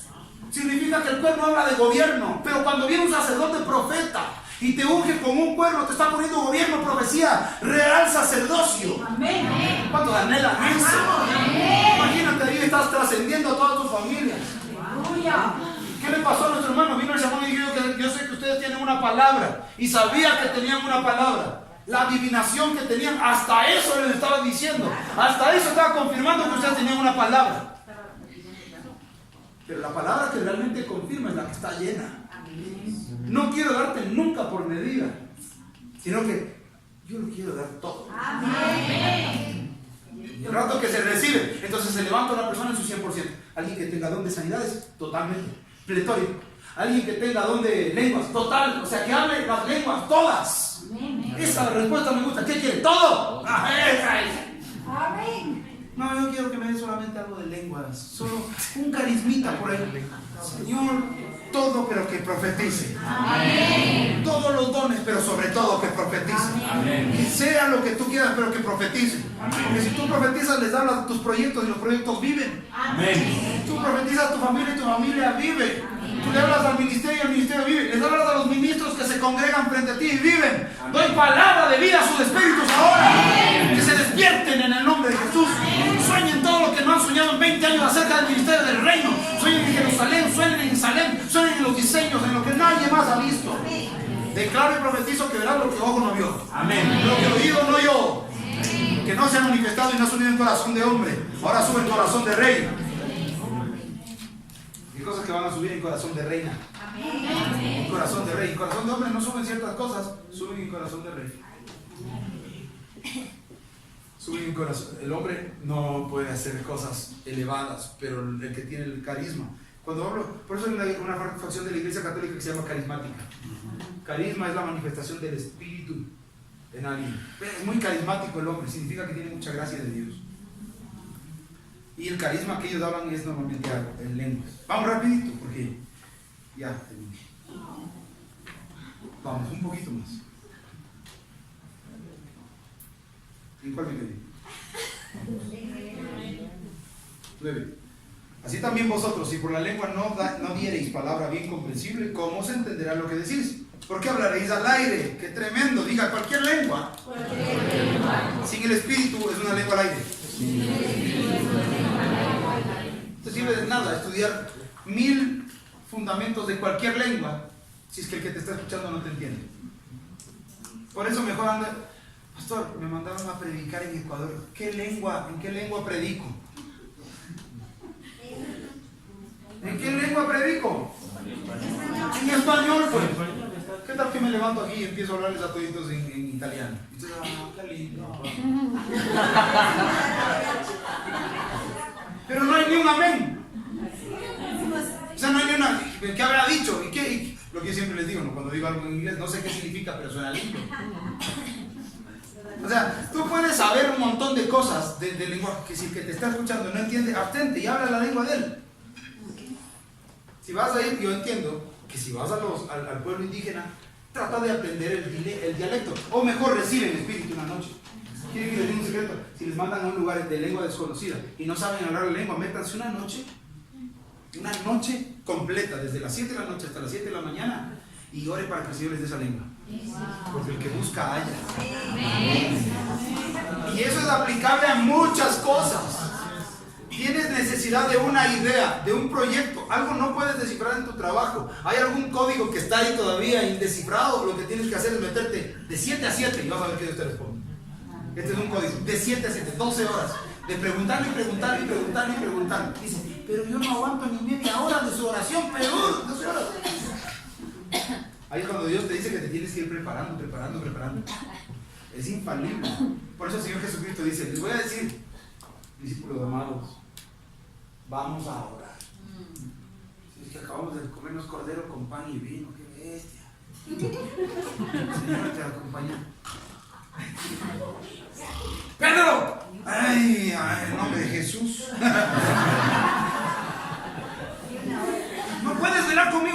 Señor, que ves que el cordero estaba contundente, pero ya, a ver, Juan, levántate, tú también que te duermes, a ver. Se han de haber quedado así los tres, no. Señor Jesús, vuelve ahora, vuelve de orar. Y otra vez dormí. Pero le estaba enseñando algo. O sea, te quiero dar un secreto. ¿Saben ustedes? Yo les comenté, ¿no? Por la falta de oración de Pedro y de Juan. Es que Jesucristo pasó todo lo que pasó. No puedes orar para mí. Porque yo ya les dije qué es lo que iba a pasar. Pero no era necesario. Esas cosas no necesarias se pueden quitar con oración. Declaro que la disciplina de oración se establece en esta casa como una forma de vida. Amén. Disciplina, no oración de 5 segundos. No. Amén. No, que te vas a meter con disciplina. No ores en la cama, por favor. Algunos dicen, voy a orar en la cama que está aquí calientita, solamente levanto la cubrecama. No, con la cubrecama.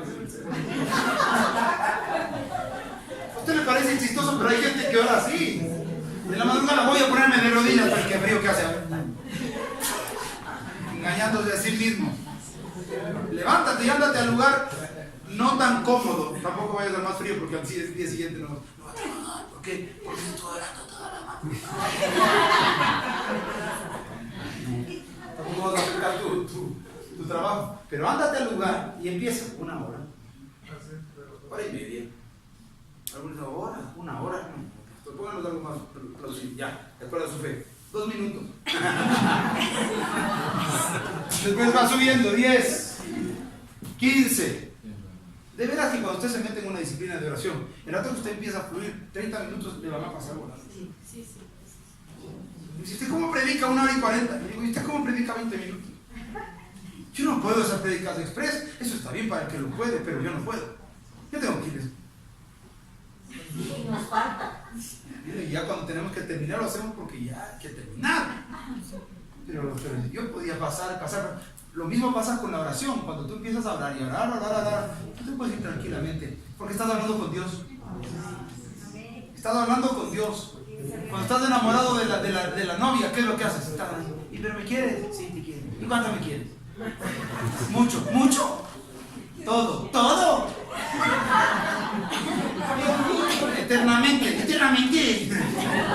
infinitamente, al infinito y más allá.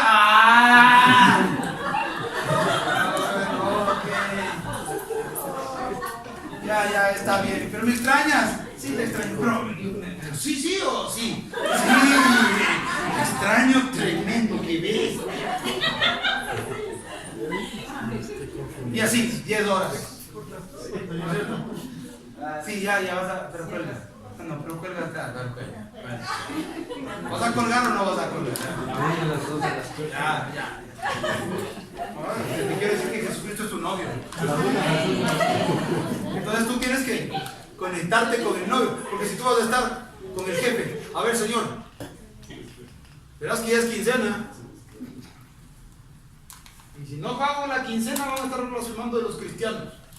Así que en el nombre de Jesús, mañana yo espero que esté depositado en mi cuenta. Gracias. En nombre íntegro. Amén. Se van a acostar así felices, ¿no? Habiéndole exigido a Dios puesto una piedra.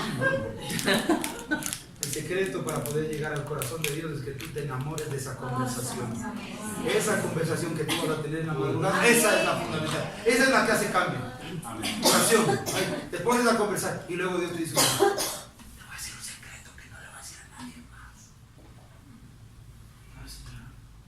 Y justo el rato que te va a dar tu... Por eso tienes que estar dispuesto a escuchar la voz de Dios. Y cuando empiezas a sentir sueño, aprendes a hacer ciertas cosas. Te levantas, empiezas a caminar alrededor del salón. Empiezas a cantar. No. Esa es la doctrina de los monjes capuchinos. Te arrodillas nuevamente.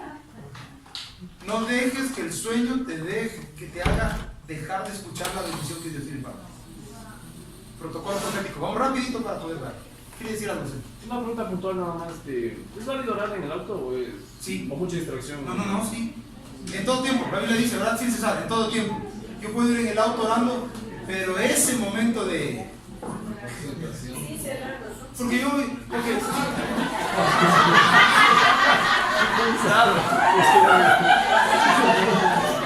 Diga conmigo, y principalmente en la congregación. Porque hay algunos que dicen, no, es que qué rico que es venir a ver qué equipo lo está escuchando. Así de pronto cuando todo el mundo dice, ¡aleluya! ¡Aleluya!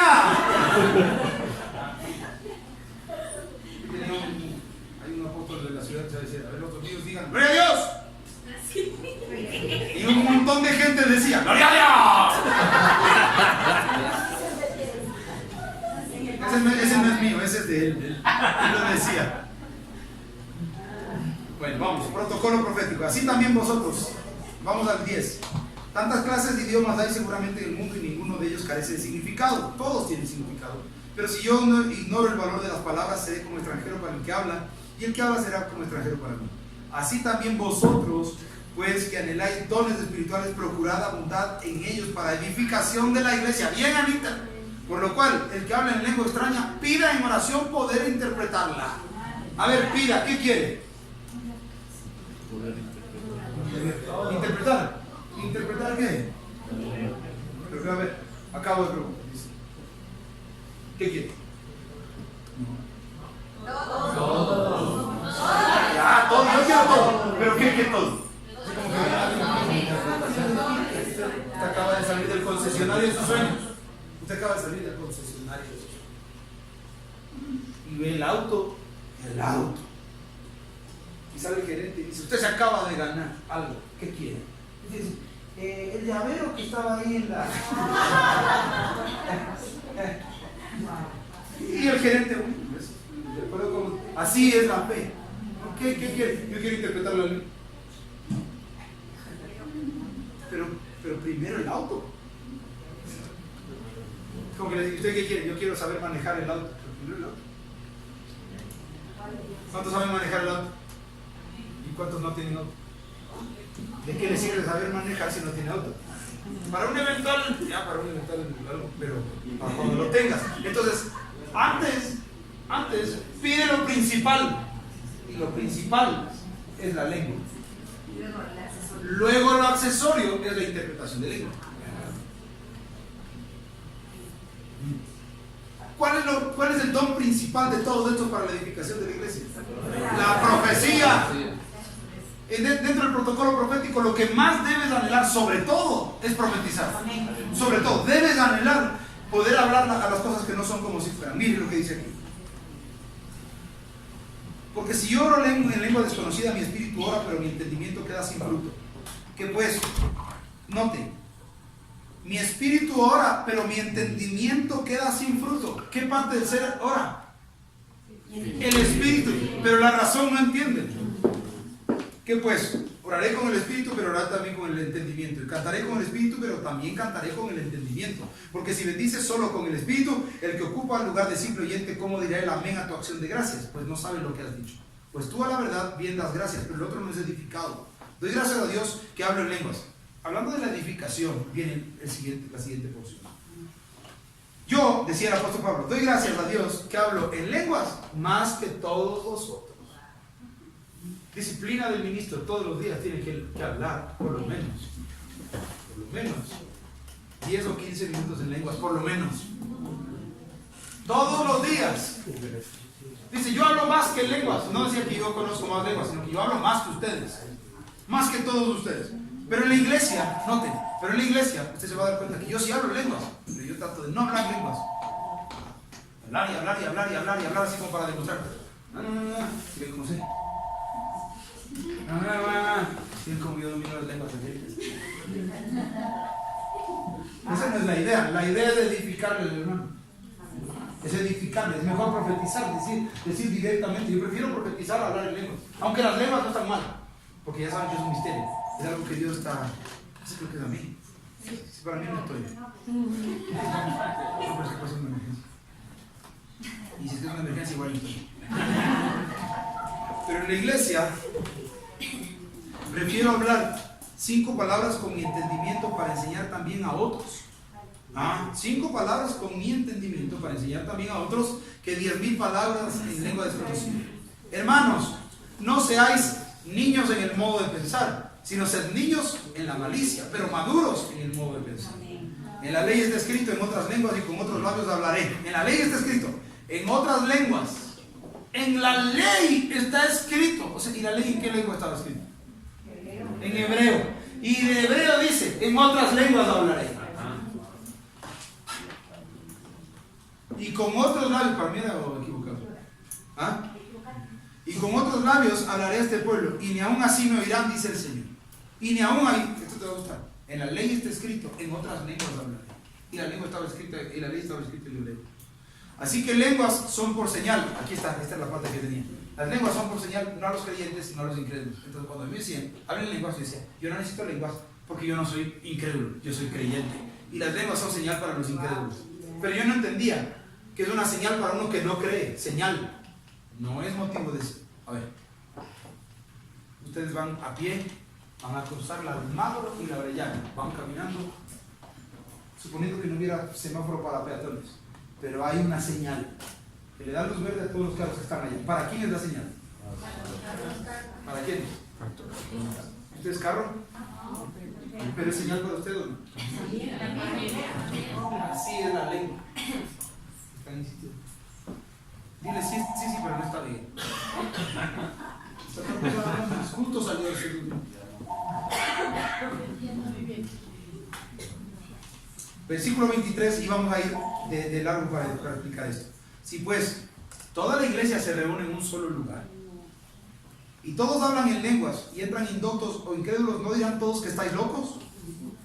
Pero si todos profetizan y entra algún incrédulo o indocto, por todos es convencido, por todos es juzgado. Lo oculto de su corazón se hace manifiesto, y así postrándose sobre el rostro, adorará a Dios, declarando que verdaderamente Dios está entre vosotros. ¿Qué hay pues, hermanos? Cuando os reunís, cada de vosotros tiene salmo, doctrina, lengua, revelación, tiene interpretación. Hágase todo para edificación. Si alguno habla lengua extraña, sea esto por 2 o a lo más 3, y por turno, y uno interprete. ¿Se acuerdan que la lengua interpretada era? Profecía. Y si no hay intérprete, calle en la iglesia y hable para sí mismo y para Dios. O sea que la lengua mejor es hablada en casa. Yo hablo lenguas, pero no continúo hablando si alguien no las interpreta. ¿Por qué? Puede entrar una persona y decir, están locos. Asimismo, los profetas hablen 2 o 3, esto es importantísimo, hablen 2 o 3 y los demás juzguen. Diga conmigo, la profecía en la iglesia debe ser juzgada. La profecía en la iglesia debe ser juzgada. Esto es una falta de protocolo profético. Que yo recibo una palabra para Carlitos y voy y le digo, Carlitos, yo tengo esta palabra. Yo tengo una palabra para él. Y la persona que está dando la palabra no lo conoce.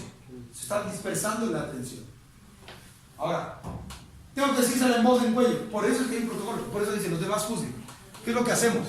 Si usted tiene una palabra profética para alguien, dígasela a la pastora Susi. O dígasela a un pastor. Esto es lo que yo acabo de recibir. Y el pastor va a discernir si es que la palabra va a edificar. Porque ¿cuál es la palabra? Por ejemplo, dice, yo acabo de ver que tal persona, tal X persona, está en adulterio. Y recibo eso en mi espíritu. El que está juzgando la profecía le va a decir, eso no va a edificar la iglesia. Eso no va a edificar la iglesia. Si se lo tiene que decir, dígaselo, pero aparte. Para edificar. No se olvide que dice, todo para edificación. ¿Es una palabra para edificación? Entonces sí, correcto, es una palabra que está diciendo, es un ministerio, yo la tengo. ¿Por qué se tiene que hacer? Porque no se olvide que hay uno que está llevando la palabra y no se puede interrumpir la palabra. Eso es lo que se debe mantener, el principio del orden. Eso es un orden, por eso es un protocolo. Entonces si tiene una palabra, o a mí mismo, o levanta la palabra, yo tengo una palabra, entonces le mando a la persona, juzgan la profecía y se la dice. Otra cosa es diferente cuando yo estoy llevando la palabra. Aquí, mire que yo estoy diciendo la palabra, se la dije a nuestro hermano. ¿Quién juzga esta palabra? ¿Y cuál va a ser el resultado de esa palabra? El cumplimiento. cumplimiento de la palabra. El cumplimiento de la palabra. ¿Sí me entienden? Todos están juzgando porque la palabra es pública. Porque algunas personas le dicen a los secretos, lo cual es una terrible falta de protocolo. Porque nadie puede juzgar. Si se cumple, buena nota, pero si no se cumple, quedará evidenciado que no era de Dios. Por eso tiene que ser juzgada la palabra. Otra vez dice, así mismo versículo 29, los profetas hablen 2 o 3 y los demás juzguen. Y si algo le fuere revelado a otro que estuviera sentado, calle el primero. Entonces, obvio, para que yo me calle, tiene que haber un protocolo. ¿Sí me están entendiendo? Tiene que decir, yo tengo una palabra, ok, tiene una palabra profética, sí, vamos a escucharla. Pastor, por favor, escúchenla. Pastora, por favor, escúchenla. Y después de haber escuchado la palabra profética, ok, está juzgada, dígala. O no, no es conveniente. ¿Alguna pregunta con respecto a esto? Aquí sí es necesario. ¿Alguna pregunta, alguna aclaración? Dígalo.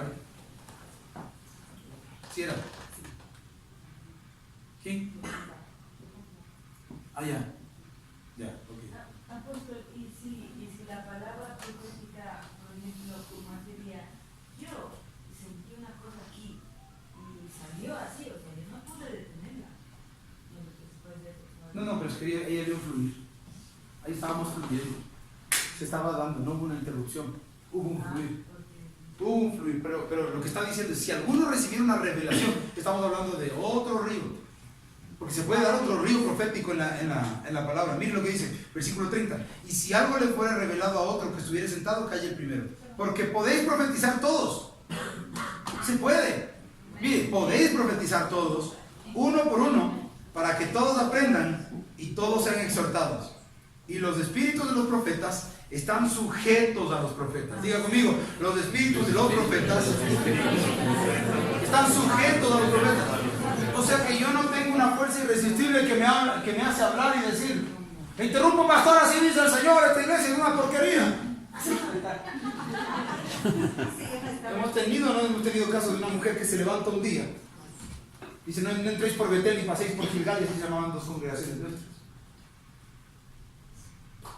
La mujer se levanta, tengo una palabra, y yo, cachorro, lo que a ver, no entréis a Betel ni paséis por Gilgal porque serán destruidas. Eso fue como hace 9 años. Sentí inmediatamente el auxilio del Espíritu porque yo no sabía qué hacer, estaba cachorrito, no preocupé. Siempre le digo, yo reprendo, o sea, para eso no viene de Dios. Y eso no viene de Dios por esto, hermanos. La Biblia dice que la profecía edifica y eso no está edificando nada. Eso no es palabra de Dios. No es, yo lo reprendo. La señora se sentó. Tuvo un tiempo y después ya. Tremendo. Entonces tiene que ser juzgada la profecía. Todos podéis profetizar uno por uno para que todos aprendan y todos sean exhortados. Y los espíritus de los profetas están sujetos a los profetas. Diga, sujetos a los profetas. Pues Dios no es Dios de confusión. Ahí viene el asunto. ¿Por qué se tiene que hacer? Para que no haya confusión, sino de paz. Como en todas las iglesias de los santos. Y hasta ahí vamos a llegar porque el siguiente punto es controversial. El siguiente versículo.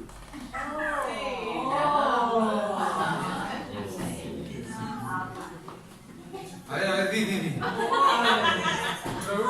Vuestras mujeres callen en las congregaciones, porque no les es permitido hablar, sino que estén sujetas como también la ley lo dice.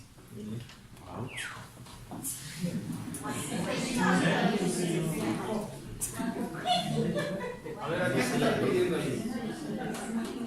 Si es que usted le va a sacar literal a esto de aquí, significa que no deben hablar. O sea, que no deben.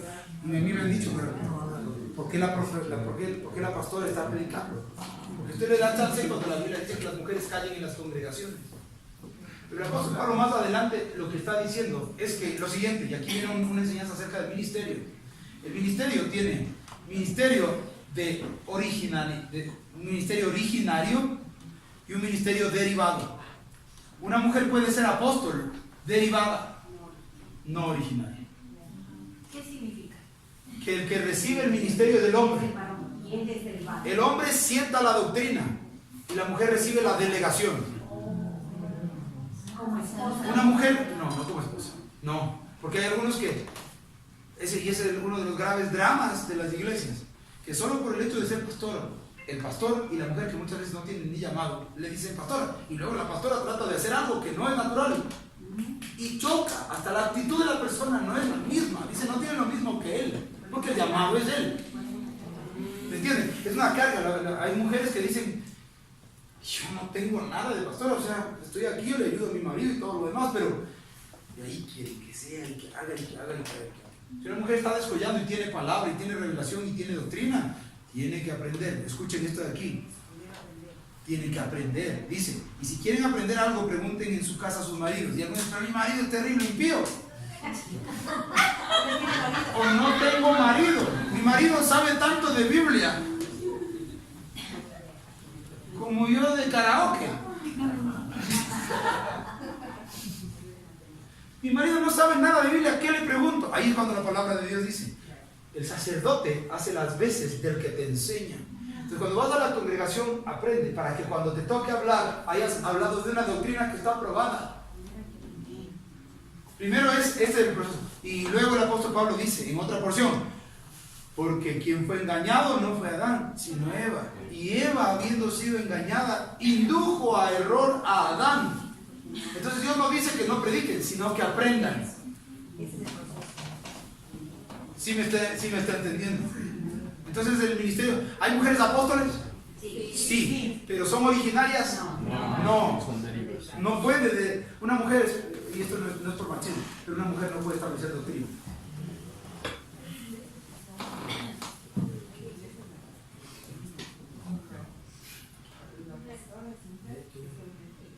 Bueno, la pastora puede ser solo mujer, pero si tiene una cobertura que la delegado, está bien. Está delegada, está enviada. Es una pastora enviada. Pero si no tiene una autoridad que sienta doctrina, que enseña y que corrige además. Yo he corregido doctrina. Están predicando. Alguna vez, alguna pastora se levantó y dijo alguna cosa y yo al final con todo el dolor del alma me levanté en su propia congregación. Tuve que ir y decir, disculpe mi pastora, pero eso que usted acaba de decir está mal. Y también corregir a hombres. El apóstol lo que hace es corregir, lo mismo el profeta. Ellos van a corregir doctrina, porque si no se empiezan a torcer y torcer y torcer y torcer y torcer y torcer. Es un engaño, eso es antibíblico, eso no se debe hacer. Eso es exponerle innecesariamente. Una mujer puede ejercer su ministerio completamente, lo puede hacer, pero tiene que estar cubierta. ¿Se acuerdan que dice que las mujeres utilicen en su cabello, tienen que tener señal de autoridad? El cabello de la mujer no es el cabello que a ella le gusta, sino al marido. En términos latos, o sea, ¿cómo te gusta a ti mi cabello? Largo me gusta el cabello. No, es que me voy a cortar así como cadete. No, a mí no me gusta así, a mí me gusta largo tu cabello. ¿Por qué? Porque es señal de autoridad. ¿Se han dado cuenta que las mujeres se enojan con el marido? Lo primero que hacen a la peluquería. Se enojan con el novio y lo primero, ¡cámbiale de look! ¿Cómo? Cámbiame, ¿y por qué se quieren cambiar de look? No, yo sé mis cosas. Se llega y al hombre que le gustaba la blonda cabellera, así toda como leona, que se ajustaba en su cuerpo. De pronto llega ahí con corte cadete.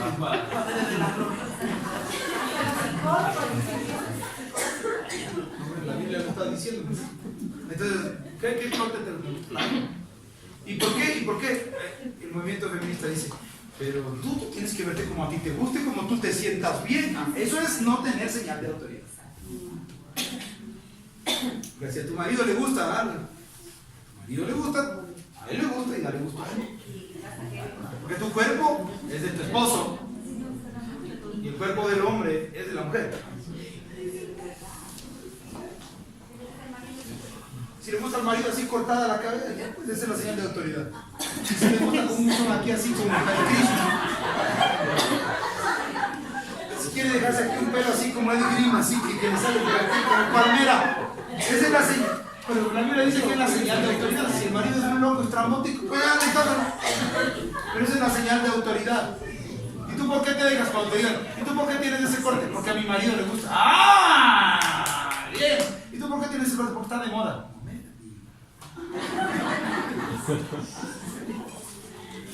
Parece chiste, pero noten que dice en 2 Corintios capítulo 11. Perdón, 1 Corintios capítulo 11. 1 Corintios.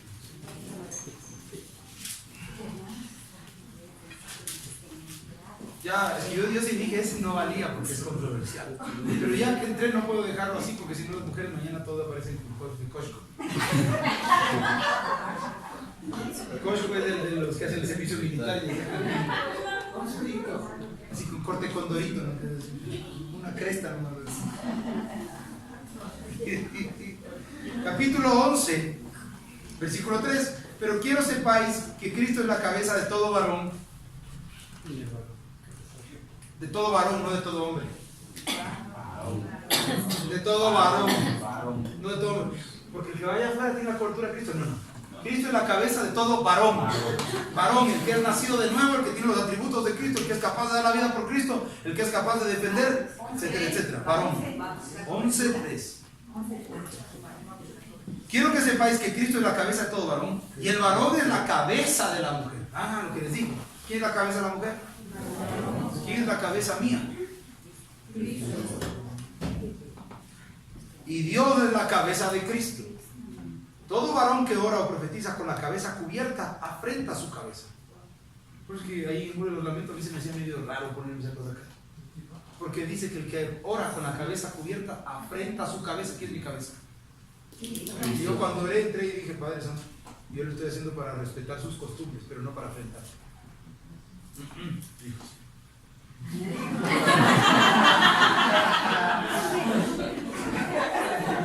Pusimos la cosa esa, ¿verdad, pastor? Nos pusimos la equipa para entrar ahí. No, ni van a ver, no hubo ninguna cosa prohibida. Sergio sí tenía, estaba guardando el sábado ahí. Sí. Ah, Carlito también se puso. Pero dice la Biblia. Pero toda mujer que ora o profetiza con la cabeza descubierta, ya les voy a explicar cómo esto no es literal lo que les estoy diciendo. Con la cabeza descubierta, afrenta su cabeza, porque lo mismo es que si se hubiese rapado. Esto es el término del envío. Está hablando no de la kipá, ni está hablando de esto aquí. El hombre que ora con la cabeza cubierta, afrenta. O sea, no le estoy dando la cara ni la cabeza a Cristo. Estoy desconociendo el que me cubre. Por eso es importante el envío. Si yo estoy haciendo algo sin envío, estoy cubriendo mi cabeza. No me vean. Ahora, si la mujer ora o profetiza con la cabeza descubierta, o sea, sin cobertura, afrenta su cabeza. ¿Me están entendiendo? Y esto en sentido literal. Porque lo mismo es que si se hubiese rapado.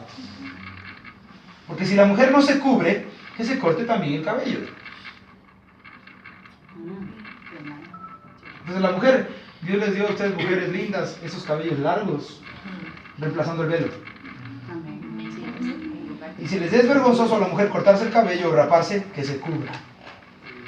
Por eso es que ustedes veían que las señoras católicas se ponían el velo. Y las monjas. Usted se va al oriente de Guatemala, iglesias apostólicas se cubren la cabeza.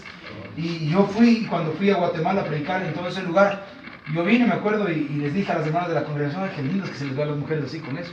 Y ellas entendieron otra cosa. Sí, no decía que eran lindas de rostro y que se les veía súper sexy. Yo les decía que se les veía bien, orando.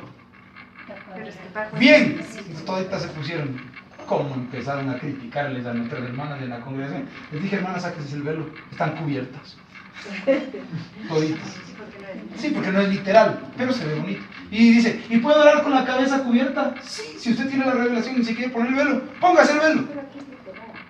Aquí es literal, está hablando de un velo. Pero dice, porque el varón no debe cubrirse la cabeza, pues él es la imagen y la gloria de Dios. Pero la mujer es la gloria del varón. Porque el varón no procede de la mujer, sino la mujer del varón. Ahí es donde algunas mujeres dicen, ¿y qué pasa conmigo? En serio, ya voy a hablar de la fenomenología. ¿Y qué pasa con la persona que el marido no está? El marido no está. Entonces ahí, en ese caso, estamos hablando de la figura de Cristo en ustedes. Tu esposo, en ese caso, es Jesús. Amén. Y tu gloria y tu cobertura es Cristo. Amén. ¿Y cómo se hace eso? Aunque no les guste, para eso tienen pastor. Eso es lo que provee Dios a través de la iglesia, cuando el varón no cubre. Un sacerdocio. Por eso es que una mujer no puede cubrir a otra mujer. ¿Vieron? No puede. No debe. No debe. Eso está mal. Estamos hablando de doctrina, ¿verdad? Doctrina apostólica. Y tampoco el varón fue creado a causa de la mujer, sino la mujer por causa del varón. Por lo cual la mujer debe tener señal de autoridad sobre su cabeza por causa de los ángeles. Escucha esto, qué tremendo. Cuando un ángel ve que tú no tienes señal de autoridad en la noche, te va a hacer proposiciones sexuales indecorosas. Un ángel caído, ¿no? Por causa de los ángeles, una mujer que se deja el cabello como su marido quiere, el ángel sabe que tiene señal de autoridad sobre su cabeza. Ataques de incubos tienen que ver directamente con señal de autoridad puesta o retirada. Pero en el Señor ni el varón es sin la mujer, ni la mujer sin el varón. Porque así como la mujer procede del varón, también el varón es de la mujer, pero todo procede de Dios. Juzgad vosotros mismos. ¿Es propio que la mujer ore a Dios sin cubrirse la cabeza? La naturaleza misma no os enseña que el varón le es deshonroso dejarse crecer el cabello. Por el contrario, a la mujer dejarse crecer el cabello le es honroso, porque en lugar de velo le es dado el cabello. Con todo esto, si alguno quiere ser contencioso, nosotros no tenemos tal costumbre ni en las iglesias de Dios. O sea que hasta aquí hablamos y no hay más discusión. Volvemos a 2 Corintios, leo 4 versículos más y como ya se me están durmiendo algunos del protocolo profético. Ya veis, cuando yo enseño, ¿alguna pregunta en este momento? A ver, ¿alguien te pregunta? No puede ser que no haya preguntas con respecto a esto. Perdón, los judíos siempre se rapan la cabeza para ir a orar. Son varones. Justamente por eso es que el apóstol Pablo les está enseñando a ellos. Esta era la carta a los Corintios. Y les estaba diciendo, no es bien, no está bien visto delante de Dios que los hombres se cubran la cabeza. No está bien. Que oren, o sea, se pueden cubrir para otras cosas, pero no para orar. Ni para profetizar. Al profeta, para profetizar, se sacaba ¿Y de dónde sacan esa doctrina entonces? de las sinagogas. Y en las sinagogas hicieron interpretaciones, Misdra, Cábala, un montón de interpretaciones. Son interpretaciones que ustedes llegan allá a Israel y ustedes ven que la mayoría está haciendo, pero no es mayor símbolo de piedad el que cubre su cabeza, sino que en el Nuevo Testamento, miren lo que Pablo les tiene que decir. Ahora imagínense lo que significaba hacer esta afirmación a los judíos de aquella época. ¿Cómo terminó Pablo? Muerto por Nerón, pero proscrito por los judíos. Lo odiaban, sí, así es. Bueno, ya, hasta ahí vamos a llegar. ¿No dijo que iba a leer? ¿Qué? ¿No dijo que iba a leer 2 versículos más? Leamos 2 versículos más. Dijo 4. Dijo 4. Dijo 4, exacto, dijo 4. A ver, vamos, 1 Corintios capítulo 14. Hay algunos que están diciendo, no. Ya, párate. 36. Sí, son 4 más. ¿Acaso ha salido de vosotros la palabra de Dios o solo a vosotros ha llegado? Si alguno se cree profeta o espiritual, reconozca que lo que os escribo son mandamientos del Señor. ¡Ey! Aquí está la médula. Gracias. Estos son mandamientos para el profeta. ¿Alguno se cree profeta? Haga caso del orden. Hable en lenguas, pero cállese que no hay quien interprete. Y si tiene profecía, sométala a justicia. Y si usted se cree profeta, crea que lo que se está diciendo son mandamientos de profeta. Son mandamientos de Dios.